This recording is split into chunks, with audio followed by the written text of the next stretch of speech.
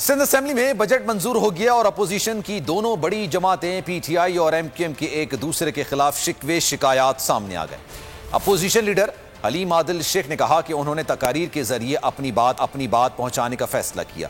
M Q M نے احتجاج کا طریقہ اپنایا۔ فردوس شمیم نقوی بولے، ساتھی جماعت ایم کیو ایم سے درخواست کی تھی تقاریر کے ذریعے سندھ حکومت کا اصل چہرہ عوام کو دکھایا جائے۔ افسوس ہے کہ ایم کیو ایم نے ہماری بات نہیں سنی۔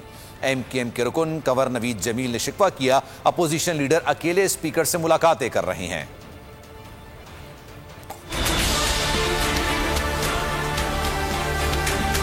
ایم کیو ایم نے ہر پارٹی کو طریقہ، ان کا اپنا حق ہے، ان کو اختیار تھا اپنے احتجاج کیا۔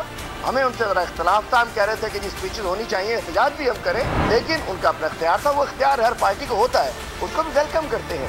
ہمیں اس بات کا افسوس ہے کہ ایم کیو ایم نے ہماری بات نہیں سنی، اور جو ایک موقع تھا جو جمہوریت دیتی ہے، میں سمجھتا ہوں اس سے ہم نے بھرپور فائدہ نہیں اٹھایا۔ انہوں نے کہہ دیا کہ بھئی ہم تقریریں کریں گے، ہم نے کہا آپ تقریریں کیجئے گا، ہم اجلاس کے دوران میں آپ کے اپوزیشن کی ہونے والی تقریروں میں کوئی رکاوٹ پیدا نہیں کریں گے، لیکن گورنمنٹ سائڈ کی تقریروں میں ہم اپنا احتجاج جاری رکھیں گے۔ ہماری احتجاج کی وجہ سے وزیر اعلیٰ تقریر نہیں کر سکے، سارے وزراء تقریر نہیں کر سکے، ناصر خان نہیں کر سکے۔